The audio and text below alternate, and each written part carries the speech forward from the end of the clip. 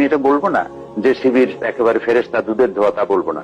শিবির সবসময় তারা ডিফেন্সিভই থাকে, অর্থাৎ সর্বপ্রথম আক্রমণ করেছে এরকম হয়নি, আক্রান্ত হয়েছে। তো আক্রান্ত যখন হয়, কেউ যদি আমাকে মারতে আসে, তখন আমার সেলফ ডিফেন্স নেওয়ার অধিকার আমার আছে। তো আমি মারতে গিয়ে তখন তার স্কেল দিয়ে মাপিয়া মারা যাবে না, যে কোন জায়গায় মারলে মরবে না, কষ্টও পাবে না, আস্তে করে মারা যাবে, এরকম তো হয় না। যখন মারামারি হয় তখন তো একে অপরের প্রতি প্রতিশোধ নিতে চেষ্টা করে।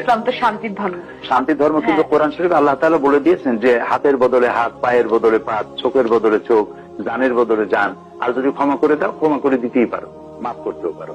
এটা ঈসা আলাইহিস সালাম যেমন বলেছেন, কেউ যদি এক থাপ্পড় মারে তাহলে আর এক গাল পেতে দাও। মুহাম্মদ সাল্লাল্লাহু আলাইহি ওয়াসাল্লাম তা বলেন নাই, শরীয়ত ভেরি করেছে, এখানে এসে শরীয়ত পূর্ণ হয়েছে। আল্লাহ তাআলা অধিকার দিয়েছে, কেউ যদি তোমাকে ঘরের থেকে বের করে দেয়, তুমি তাকে ঘর থেকে বের করে দাও। তোমার হাত কাটলে তার হাত কাটো, তোমার পা কাটলে তার পাও কাটো, তোমার জান নিলে তারও জান না, এর অধিকার আছে। তো সেই জন্য শিবির যে হাত পাও কাটে, এই কথাটি সঠিক নয়। এটি একটি ব্লেম, এটি একটি কি বলবো, একটা ষড়যন্ত্রমূলক অপপ্রচার, যাতে করে এই সংগঠনের কাছে ছেলেরা মেয়েরা এসে যাতে দিন শিখতে না পারে, সেজন্য একটা প্যানিক সৃষ্টি করা। আপনি মনে করছেন যে ছাত্র শিবিরের ছেলেরা সাধারণত এই হাত পা কাটে না? আমি তাই মনে করি। আপনি তাই মনে করেন? আচ্ছা।